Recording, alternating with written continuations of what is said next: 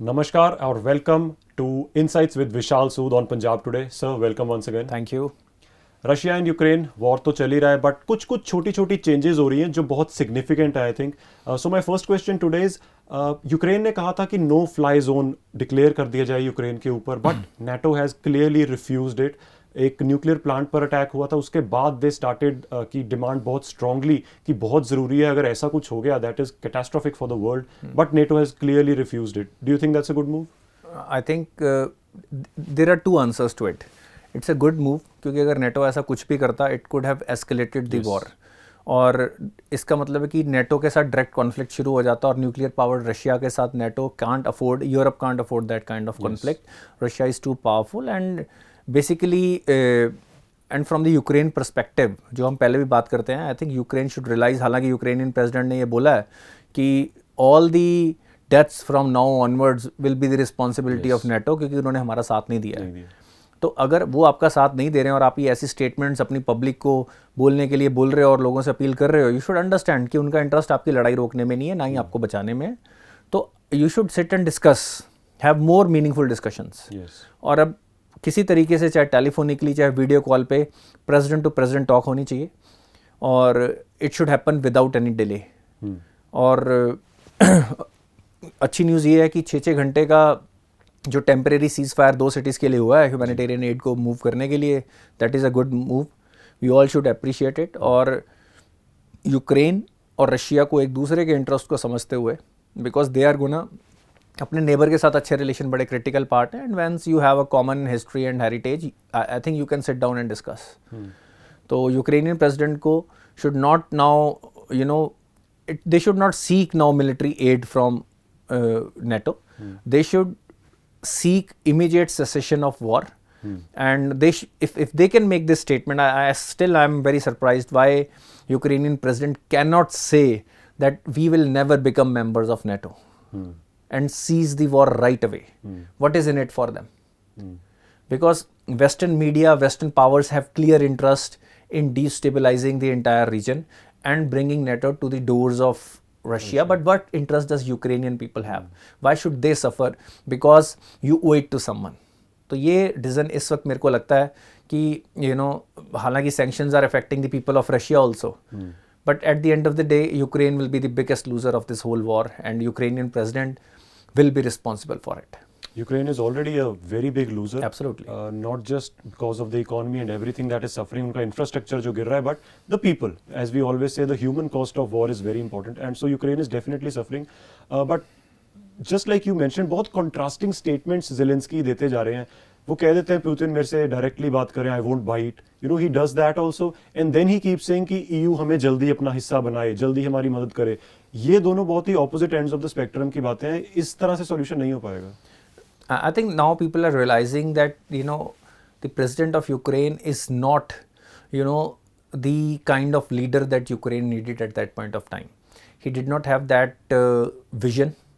This is my view on it, that at the end of the day they have made it easy for Russia to justify, even if you claim they have expansionist plans. आपने उनके लिए बहुत आसान कर दिया, आपने पूरे area को डिस्टेबलाइज कर दिया और पूरी ग्लोबल इकोनॉमी को खतरे में डाल दिया, just because you want to stay in power. So जब अगेन ये लेसन मेरे को लगता है हम सबके लिए है कि choose your leaders very very wisely. उनकी क्या बैकग्राउंड है, वो किस तरह के कैलिबर के लोग हैं। Sometimes we go through the emotions, we don't vote हमेशा रैशनली, थॉट प्रोसेस से नहीं होती। हम पंजाब टुडे में क्यों कहते हैं भैया मैनिफेस्टो पढ़ो, बाकी और कुछ मत देखो, अपने एमएलए का कैरेक्टर देखो, उसकी कैपेबिलिटीज़ देखो, उसकी जो सीएम फेस है उसकी वो कितनी कॉम्प्लेक्स सिचुएशन को हैंडल कर सकता है उसको देखो। आई think Ukraine has suffered because of mistakes of their leader. Adding to your point, I think ये अगर हम चाहे पंजाब पे भी से अप्लाई कर ले without taking any names, हमारे लीडर्स जो पूरी एक स्टेट या कंट्री को लीड करते हैं उनका प्रॉपर पॉलिटिशियन होना इसलिए भी जरूरी है। ज़ेलेंस्की का भी ऐसा बैकग्राउंड है, पंजाब में अब ऐसे एग्जांपल्स हैं। They might be popular, they might prove to be very good CMs in terms of doing for people. Theoretically everything is possible, but we have to look at probabilities of it. क्या ऐसा अब तक होता है? आप एक चीज में अच्छे हो, जरूरी चीज भी ऐसा थोड़ा कर लोगे। कोई स्टेट को चलाना, it requires a very different kind of temperament. कई बार हमारे यहाँ पे बड़े एमपीज बने जो लोग you know who were into movies, उनकी पॉपुलैरिटी के बेस पे हमारी जनता ने भी उनको वोट दे दी, तो क्या परफॉर्मेंस रही उनकी? Exactly. उन्होंने अपने ऊपर एक एमपी का टैग लगवाना था, उनके पास फंड्स थे, उनकी पॉपुलैरिटी को पॉलिटिशियंस ने यूज करना था, and they did not deliver. Yes. उन कॉन्स्टिट्यूएंसीज ने सबसे ज्यादा सफर किया है बिल्कुल। जहां पे स्टार्स उनके वो बन गए। बिल्कुल। And sir because we are on this topic, तो क्योंकि हम बार बार बात कर रहे हैं कि ऑन द टेबल ही ये वॉर खत्म हो सकता है बात होके, and definitely we need a mediator. France has failed obviously before the war. What countries now do you think can play a part? UAE has come forward कि we can try. Do you think they will be successful या कोई और हो सकता है? Look, you know, France, UK, they are NATO members, so their intentions will always be questioned by Russia. Saudi Arabia and Israel has come forward that they are willing to support this mediation. But I think there are practically only two countries which have the credibility, global authority, which can play a good role in bringing these two, you know, parties to on table. वो है China और India. Yes. India should take advantage of this situation and position itself as a world, you know, arbitrator, where with our credibility, with our history, we had good terms with both Ukraine and Russia, और हम उनको लेके आए. China की तरफ तो वो देख ही रहे हैं, क्योंकि China has lot of authority when it comes to their what you call financial power. Global trade में उनका जो हिस्सा है. पर इंडिया के पास एक moral authority, एक soft power है. Modi is very well respected, and they had good common long-term connections with both Russia and Ukraine. So Modi should come forward now and offer that India is willing to mediate in this. But again, India has to take care of its own strategic interest, that if let's say US doesn't want, China is clearly opposing them. So how will India tread this path? पर मेरे को लगता है इस वक्त सिर्फ दो ही countries हैं ग्लोबली जो इसमें मीनिंगफुल डी एस्केलेशन में रोल प्ले कर सकती हैं. एस्केलेट तो सारी कर सकते हैं, डी एस्केलेशन में दो ही कंट्रीज हैं, that is India and China, which can play a credible role in bringing these two countries on the table and creating some kind of ceasefire, and world will be eternally thankful अगर ये दोनों countries मिलके या अकेले में, preferably I would say India, अगर इसमें कुछ कर पाए तो. लेट्स कम टू पंजाब, क्योंकि इलेक्शन के रिजल्ट्स बहुत पास आ रहे हैं, कुछ बहुत इंटरेस्टिंग स्टेटमेंट्स आ रही हैं. राजेंद्र कौर बठल जी कह रहे हैं कि हम आम आदमी पार्टी के साथ Congress can explore a post poll alliance. उसी का जवाब जब आम आदमी पार्टी के स्पोक्स पर्सन से मांगा गया, नील गर्ग, वो कह रहे हैं हर स्टेटमेंट डजंट मीन एनीथिंग, ऐसा कुछ नहीं है, एंड वी आर कॉन्फिडेंट कि हमारी मेजोरिटी आने वाली है. How do you see this? ये ऐसी स्टेटमेंट्स बिना बात किए तो नहीं हो सकती हैं पीछे से? हो सकती हैं.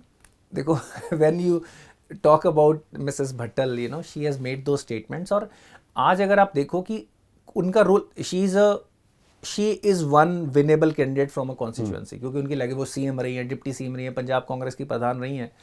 बट आज का जो करंट सिनेरियो में है, उसमें कांग्रेस में उनकी जो वॉइस है, it is not as powerful as it was. Definitely she is, you know, unfortunately not seen as you know, the core decision maker in the party anymore, and lot of times she has been accused of being opportunist. Yes. तो ये चीज़ों के कारण, you know, वो एक अलग बात है कि उन्होंने ये स्टेटमेंट दी. और मैं आपको एक बात बता रहा हूँ, हमने पहले भी बोला था कि इन चीज़ों को पहले डिस्कस करने का इतना फ़ायदा होगा नहीं, क्योंकि एंड में आप पिछले जितने भी पोस्ट पोल अलायंस हुए हैं, 8-10 स्टेटमेंट्स होती हैं. We have to defeat the communal forces, we are secular, we are natural, and we have to, क्योंकि डेमोक्रेसी को प्रोटेक्ट करना है. तो ये 4-5 स्टेटमेंट में से एक स्टेटमेंट देके जिनके नंबर्स बन रहे होंगे, जिनकी आपस में सांठ-गांठ हो जाएगी, वो पावर में आने की कोशिश करेंगे. बट इस बार पंजाब में ये भी possibility, it might not happen. और अभी राजेवाल जी ने कहा कि शायद पंजाब में दोबारा इलेक्शन हो. तो जो लोग पॉलिटिकली इतना इन्वॉल्व हैं, तो उनकी स्टेटमेंट को हमने कुछ तो क्रेडिबिलिटी देनी पड़ेगी. And it might happen that nothing happens, there might be a stalemate, some egos might not allow any kind of meaningful postpone alliance to happen. और अगर वो अलायंस बन भी जाती है, तो पंजाब के लिए क्या कर पाएगी? पंजाब इस वक्त बहुत ही डायर स्ट्रेट्स में है, economically, infrastructure wise, law and order wise. और अगर ये अनस्टेबिलिटी आ गई, उसके बाद पंजाब माइट सफर इवन मोर. तो इस टाइम उसमें क्या होता है कि अपॉर्चुनिटीज बहुत आ जाते हैं. वो इस गैप को, इस फॉल्ट लाइंस का एडवांटेज लेने की कोशिश करते हैं. तो हमें ये ध्यान रखना है कि एक, यू नो, एक कोशिश ये हो, अब तो एवरीथिंग हैज बीन डन, तो अब तो जो वोटें डल गई.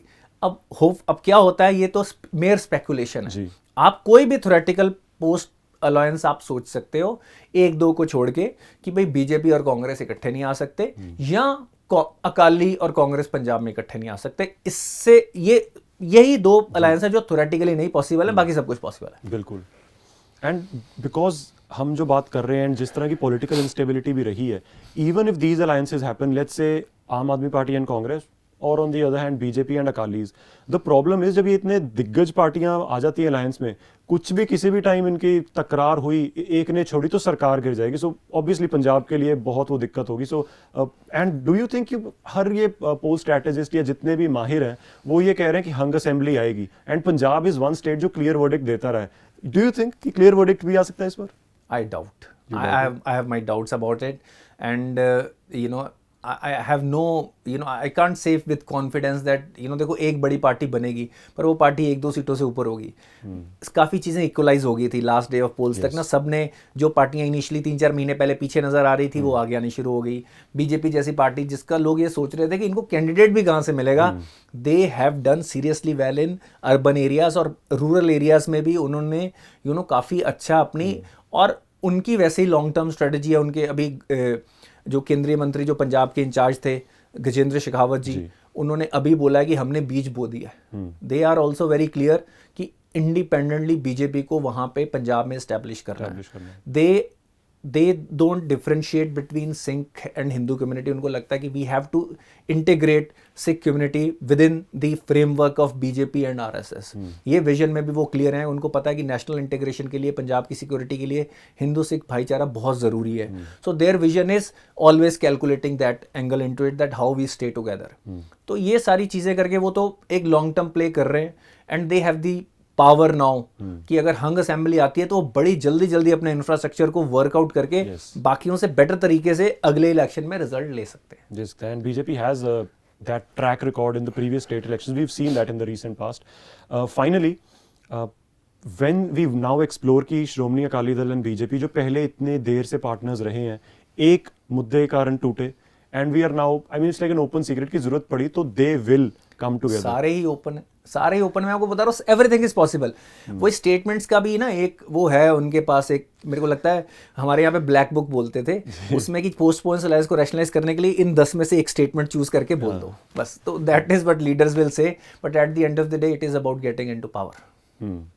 It is a power play, and hopefully whoever gets the power will work with responsibility, as we say. With great power comes great responsibility, and that's what we are trying to do, and also trying to analyze what happens with the Russia-Ukraine situation. क्योंकि हम चाह रहे हैं कि जल्दी से de-escalation हो, जल्दी से peace आए, because we always say that we are praying for peace, especially for the people of Ukraine and all those who are suffering. बहुत Indians बाहर आ गए हैं, we are praying बाकी भी जल्दी ही, now that humanitarian corridors are being created, जल्दी ही बाहर आएंगे। तो आप देखते रहिए पंजाब टुडे। नमस्कार।